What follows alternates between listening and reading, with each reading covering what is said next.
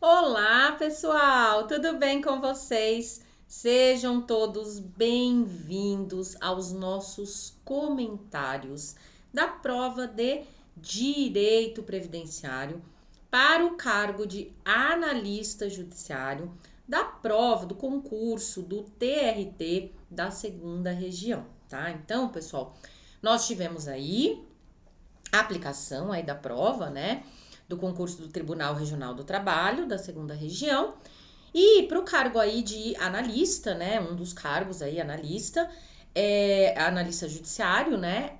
A gente tinha aí a matéria de direito previdenciário. E aí, pessoal, olha só. Antes de eu começar aqui comentar efetivamente com vocês as questões, deixa eu só passar aqui um pouquinho da impressão que eu tive aí da prova, tá? Eu tive duas impressões sobre a prova. Primeira impressão que eu tive é com relação aos temas cobrados, tá? Com relação aos temas cobrados, pessoal, a gente não pode falar que a gente teve nenhum tipo de novidade, tá? Assim, eles cobraram temas básicos, temas regularmente cobrados, né? Em provas de TRT, né? E inclusive o TRT, né? Da segunda região. Então, assim, temas que são cobrados comumente, né? Temas que são regularmente cobrados aí nas provas, né, de previdenciário, como por exemplo, organização da Seguridade Social, né? Que a Seguridade Social é organizada sob a forma da saúde, assistência, previdência social. Então, eles perguntaram sobre a saúde, né? Que é um dos componentes aí da Seguridade Social. Então, cobraram a organização da Seguridade Social.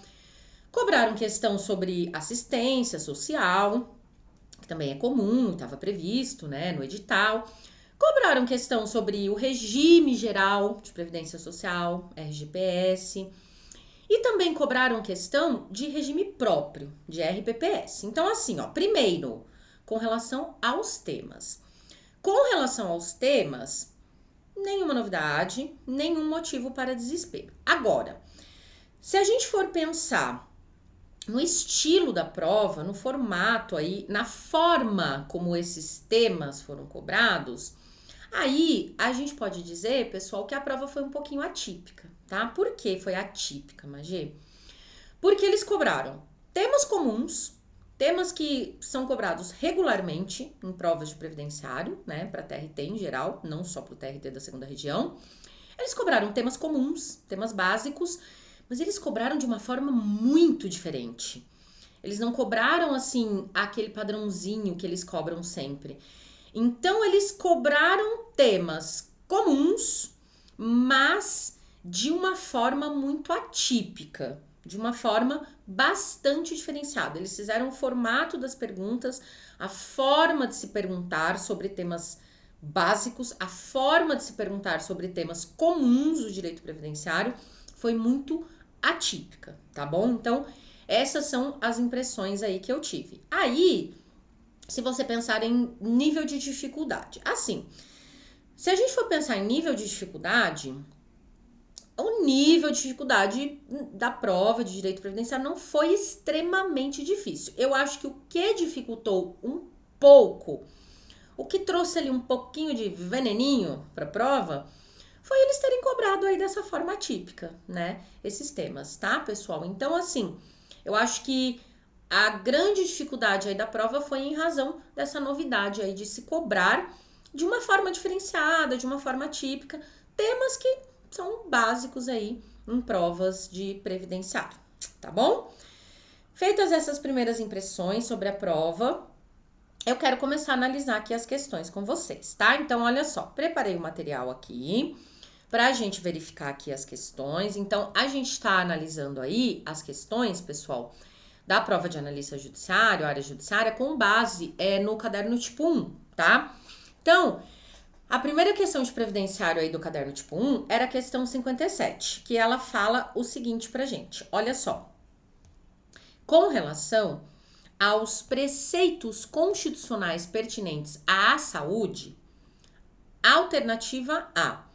O Sistema Único de Saúde será financiado com recursos do orçamento da Seguridade Social de todos os entes federados, inclusive por contribuições sociais incidentes sobre a receita de concursos de prognósticos. Alternativa B. É vedada a participação direta ou indireta de empresas ou capitais estrangeiros na assistência à saúde no país. Alternativa C. A assistência à saúde é livre à iniciativa privada, facultando-se a destinação de recursos públicos para auxílios ou subvenções às instituições privadas com fins lucrativos. D. Caberá à lei de cada ente federado a fixação de pisos salariais para os profissionais da área da saúde, a serem observados por pessoas jurídicas de direito público e de direito privado. Alternativa E.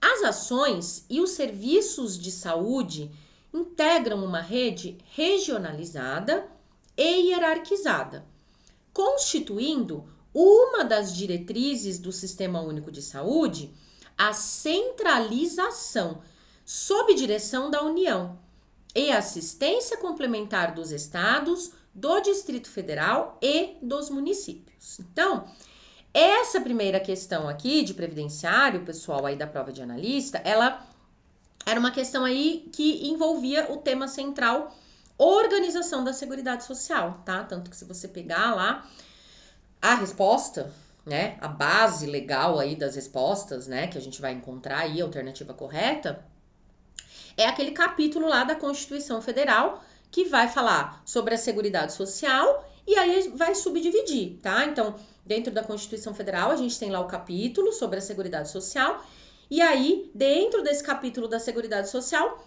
a Constituição Federal vai destrinchar os 3 componentes aí da Seguridade Social: saúde, assistência e previdência social, tá? Então, o tema central aqui dessa questão era organização da Seguridade Social, mais especificamente eles queriam saber sobre a saúde. E aí, nessa nossa questão aqui, pessoal, a alternativa correta é a alternativa A, tá? A alternativa A, que é a alternativa que fala que o Sistema Único de Saúde, ele será financiado com recursos do orçamento da Seguridade Social, ok, de todos os entes federados, e inclusive por contribuições sociais incidentes sobre a receita de concursos de prognósticos, tá certinho, pessoal. Isso daí é o artigo 198, parágrafo 1º da Constituição Federal, que fala pra gente, olha, a saúde será financiada com base nas receitas do artigo 195 da Constituição Federal. E aí, o artigo 195 da Constituição Federal é quem vai destrinchando pra gente quais são aí as bases, as receitas da Seguridade Social, tá?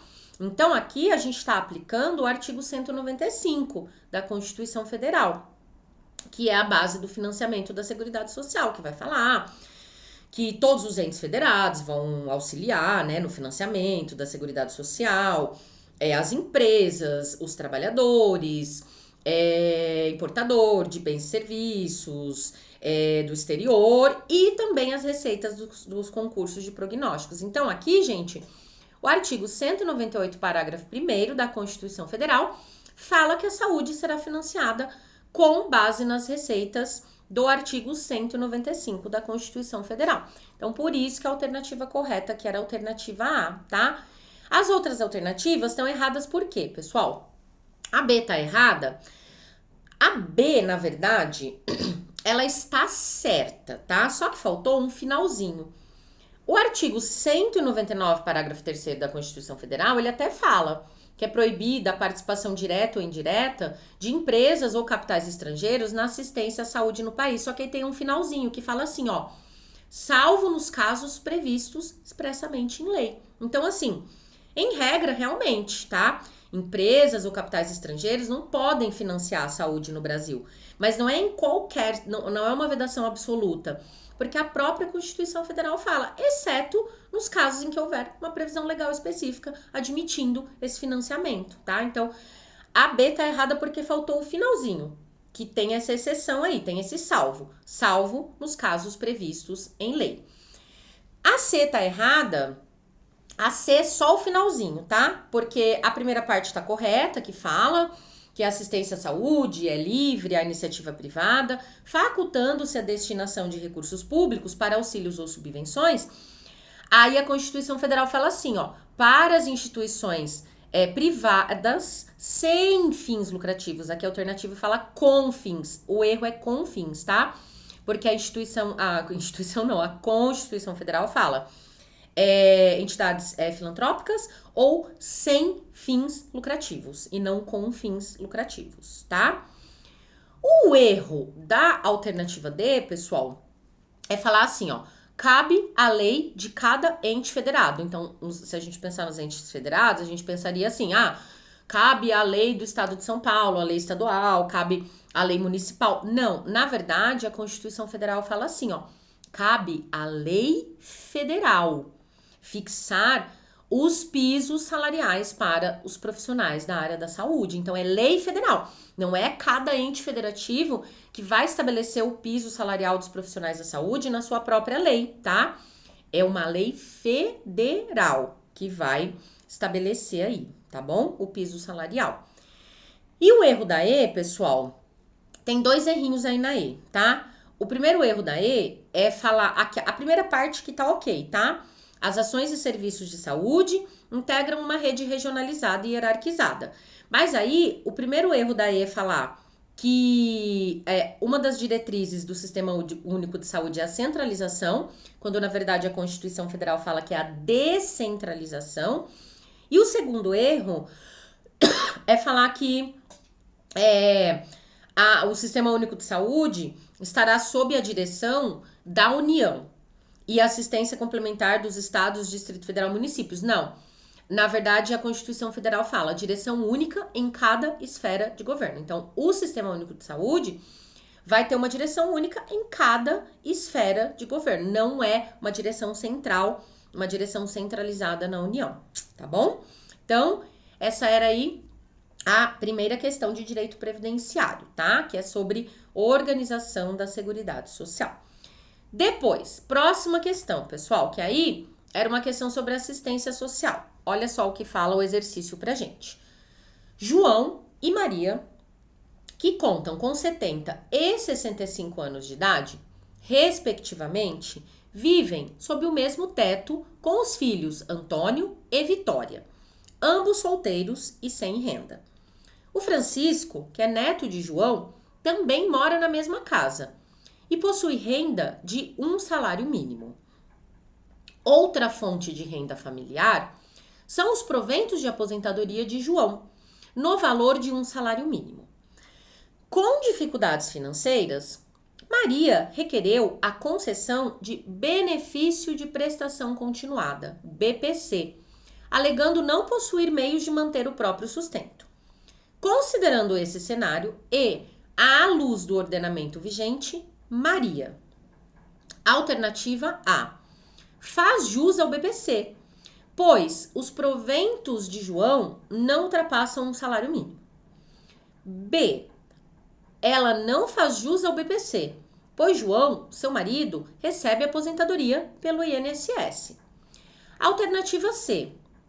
Não faz jus ao BPC, pois a renda mensal per capita da família não é inferior a 1/4 do salário mínimo. D. Faz jus ao BPC, pois a renda mensal per capita da família é igual ou inferior a 1/4 do salário mínimo. E. Não faz jus ao BPC, pois a renda de Francisco, somada à de João, ultrapassa o limite da renda mensal per capita da família, de 1/4 do salário mínimo. Então, essa questão aqui, pessoal, que estava exigindo aí do candidato conhecimento sobre os requisitos, né, para o benefício de prestação continuada, que também é conhecido como LOAS, né, que é o principal benefício aí que é pago, né, pela assistência social. Nessa questão aqui, pessoal, a alternativa correta é a alternativa D, pessoal. A Maria teria direito sim ao BPC, porque a renda mensal per capita da família, aí da Maria, é igual ou inferior a 1/4 do salário mínimo. Aí, ó, eu já recebi algumas mensagens, alguns alunos falando que deram uma bugada, alguns candidatos falando que deram uma bugada. Aqui, gente, olha só. Primeiramente, para resolver essa questão, vocês precisariam lembrar, tá? Que assim, para receber o benefício de prestação continuada, realmente, a renda per capita da família, ou seja, se você juntar toda a renda da família e dividir pelo número de familiares, a renda per capita não pode ultrapassar 1/4 do salário mínimo. Tem que ser igual ou inferior a 1/4 do salário mínimo. Que atualmente, se a gente considerar o valor do salário mínimo, pessoal, daria aí aproximadamente um valor de R$ 381, tá? Então, a renda por cabeça, que é a renda per capita, desculpa, a renda per capita não poderia ultrapassar aí R$ 381. E aí, se a gente fosse pensar que nessa família tem 5 pessoas, tá? 5 pessoas. O João, a Maria, que são um casal, os 2 filhos deles e o neto do João, que também mora lá na residência, tá? A gente poderia pensar, quem tem renda nessa casa, nessa residência? O João, que é aposentado, recebe uma aposentadoria de um salário mínimo, e o Francisco, que é o neto, que também recebe uma renda no valor de um salário mínimo. Se a gente fosse pegar a renda dos 2 e dividir por 5, daria acima, tá? De R$ 381.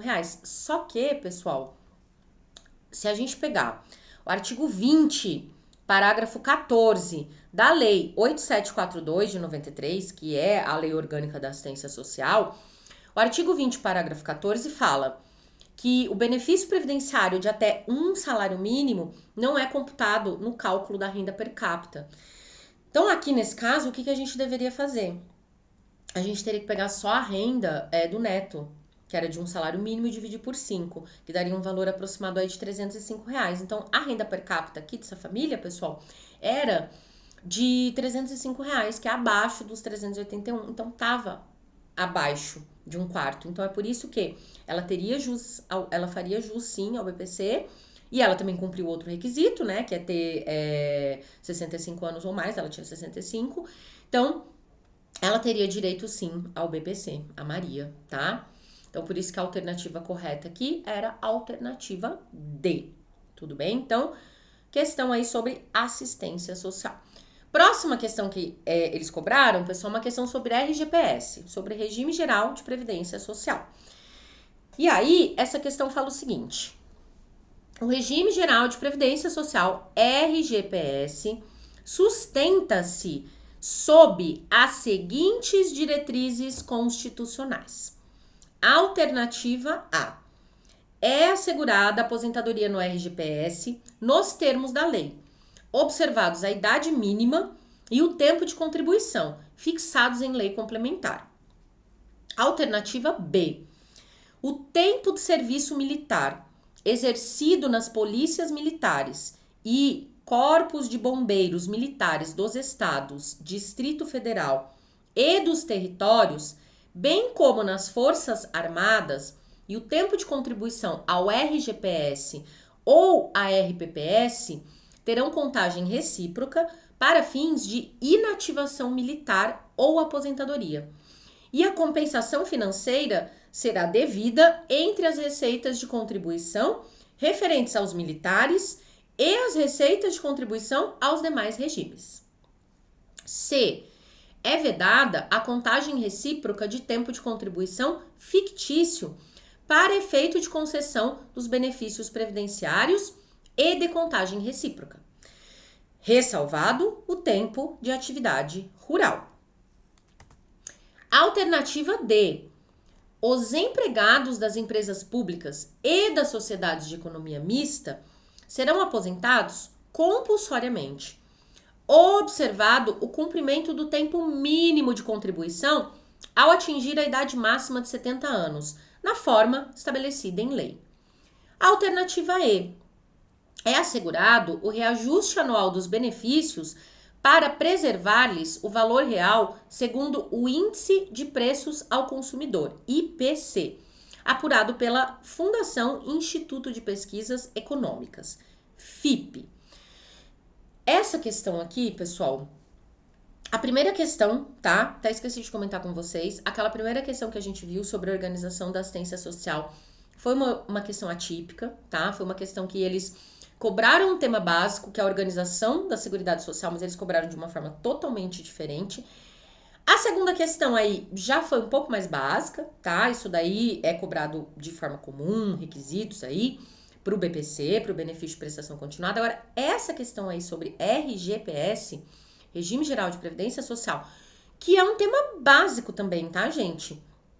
Questão sobre regime geral de previdência social é tema batido em provas de previdenciário de concursos em geral.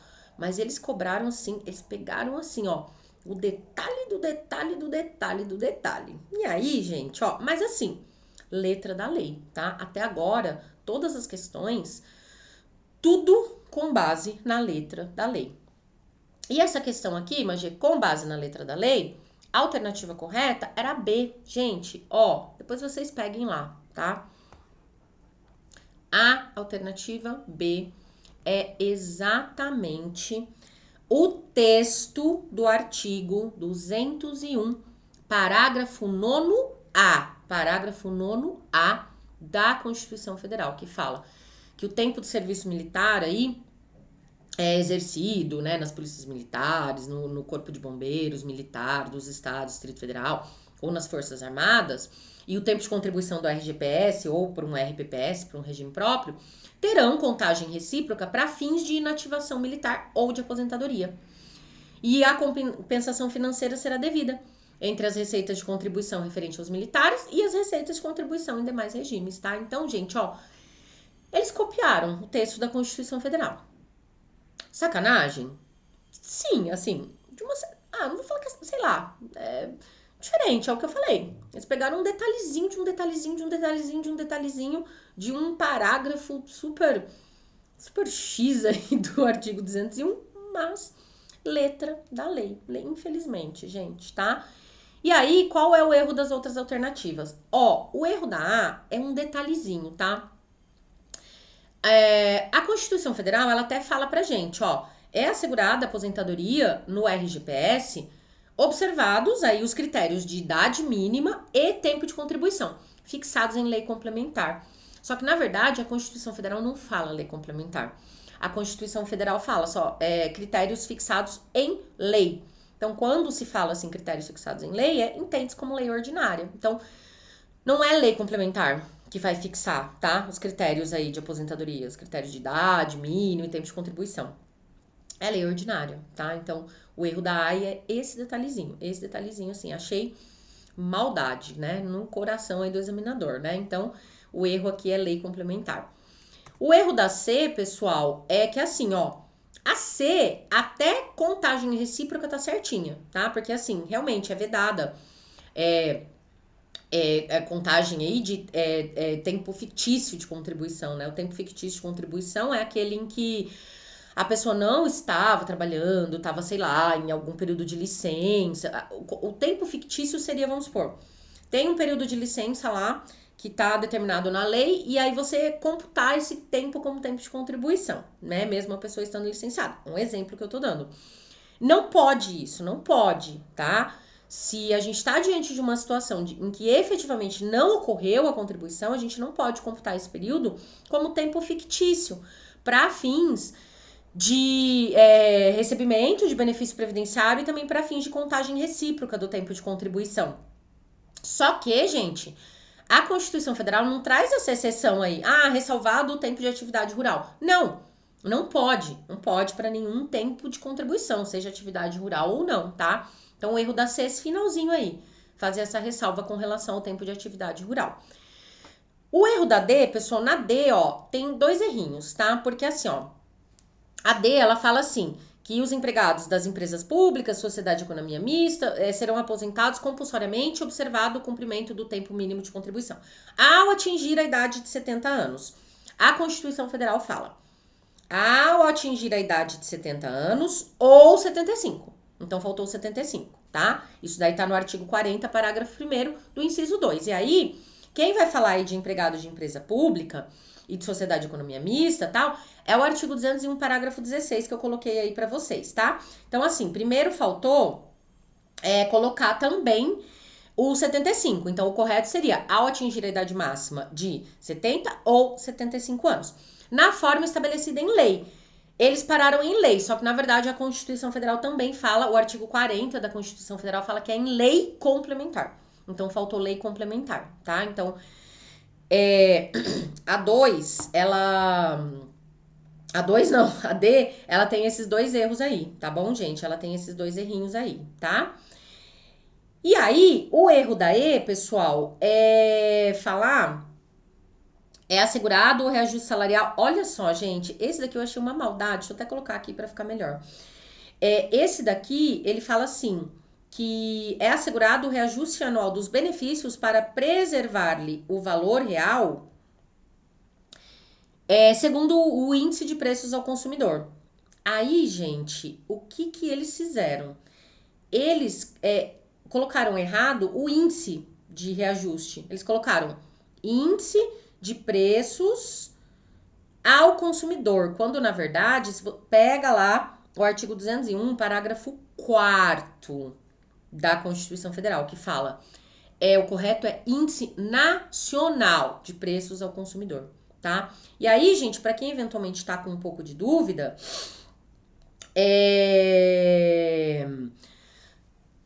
do valor real, valor nominal, é assim, ó. Eles estão perguntando sobre RGPS, regime geral. Então, assim, ó, para os benefícios do regime geral de previdência social, RGPS, é a preservação do valor real.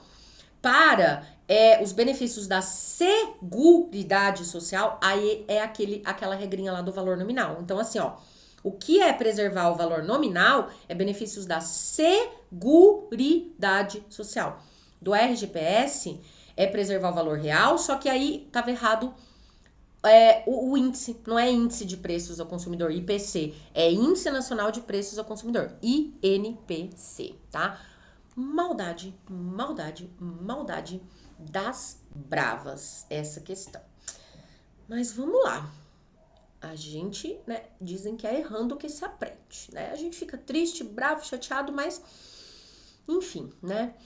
Respira fundo, são ensinamentos. Aí, última questão. Que aí, a última questão, gente, olha, aí, a última questão foi a que mais doeu, gente. Ó, a última questão, só para vocês entenderem aqui o rolê, tá? Essa última questão, gente, o tema central dela era RPPS, Regime Próprio de Previdência Social. Mas eles cobraram, gente, certificado de regularidade previdenciária. Olha, eu vou falar uma coisa pra vocês. Quando a gente estava ministrando esse curso, olha, sem brincadeira, pra gente fazer as nossas aulas de resolução de questões, olha, gente, eu bem devo ter analisado mais de 500 questões. Eu não passei por nenhuma questão de CRP. Então, assim, ó, do certificado de regularidade previdenciária, tá? Então, assim, essa questão é uma daquelas questões que eu falei. O tema central, tema básico, RPPS, Regime Próprio de Previdência Social. Agora, a forma como perguntar. E aí, olha só, sobre essa questão aí. Sobre a emissão do certificado de regularidade previdenciária. Ah, Magia, o que é esse CRP aí, certificado de regularidade previdenciária? É um documento, pessoal, que é emitido. Eu não vou falar. Já vou falar que eu já entrego a questão. Só pra você. Depois eu falo. Pera. Ó. Sobre a emissão do certificado de regularidade previdenciária, compete ao INSS a emissão do CRP, na hipótese em que o RGPS alcança o equilíbrio financeiro atuarial. B. Compete ao INSS a emissão do CRP, que atestará para os fins legais o cumprimento pelos estados, Distrito Federal e municípios dos critérios e exigências aplicáveis aos regimes próprios de previdência social e aos seus fundos previdenciários. Alternativa C. Compete à União a emissão do CRP, que atestará para os fins legais o cumprimento pelos estados, Distrito Federal e municípios dos critérios e exigências aplicáveis aos regimes próprios de previdência social e aos seus fundos previdenciários. D. Compete à União a emissão do CRP para os fins de concessão de empréstimos e financiamentos por instituições financeiras federais aos regimes próprios de previdência social. E compete aos estados e do Distrito Federal a emissão do CRP para os fins de concessão de empréstimos e financiamentos por instituições financeiras estaduais ou distrital a regimes próprios de previdência municipal. Ó, gente, aqui nem vou fazer muita firula, não. A alternativa correta era C. Letra da lei, tá? Artigo 9º, inciso 4, da Lei 9.717 de 98. A Lei 9.717 de 98, pessoal, é a lei que vai tratar aí da organização dos regimes próprios de previdência social. É a lei da organização dos RPPS, dos regimes próprios de previdência social. Só que, mais uma vez, gente, eles pegaram assim, ó, um detalhe do detalhe do detalhe do detalhe do detalhe do detalhe da vírgula, do ponto e vírgula, enfim. CRP, Certificado de Regularidade Previdenciária, que agora eu posso falar, né? Porque eu antes eu ia matar a questão se eu falasse, né? É um documento que é emitido pela União. E esse documento, o CRP, o Certificado de Regularidade Previdenciária, ele atesta que os estados, o Distrito Federal, os municípios, eles estão em conformidade com a lei para gerenciar os seus regimes próprios de previdência social, tá? Então, assim, o CRP, ele é um documento que comprova que os entes federativos estão regulares para o gerenciamento dos seus regimes próprios de previdência social. E aí eles meteram essa questão aí, gente. Então, assim, ó, sinto muito, sou sorry, mas assim, é letra da lei, tá? Então, a alternativa correta é a alternativa C. Ah, tá errada porque fala que é o INSS, né, que emite o CRP quando o RGPS alcança o equilíbrio financeiro. Não, na verdade, CRP é para RPPS. A alternativa B também. A alternativa B tá errada porque fala que compete ao INSS, o restinho tá certo. A alternativa D fala que o CRP vai ser emitido para fins de concessão de empréstimos e financiamentos. Não, gente, não tem nada disso na lei. Isso aí não existe, inventaram. E a alternativa E é totalmente descabida. Nem é o Estado, nem o Distrito Federal que emite o CRP, a União. E também o CRP não é emitido para para concessão de empréstimo ou financiamento. Não, gente, o CRP é emitido para atestar que o ente federativo está em conformidade com a lei para gerenciar o seu regime próprio de previdência social. Então, assim, gente, é o que eu falei para vocês. Uma prova bem atípica, temas básicos, mas com forma de perguntar muito atípica, tá bom? Eu quero agradecer a companhia de todos nesse nosso encontro de hoje. Continuemos firmes aí, pessoal, né? Independente de quem passou, quem não passou, quem, né, logo, né, quando sair o resultado aí descobrir que passou, parabéns, né? Uma nova etapa. E quem não passou, gente, bora continuar, porque só não passa quem desiste, tá bom? Vida do concurseiro, às vezes é difícil, mas vale a pena quando sair o seu nome aí na lista de aprovados e também quando você for aí efetivamente nomeado, tá bom? Tchau, tchau, pessoal!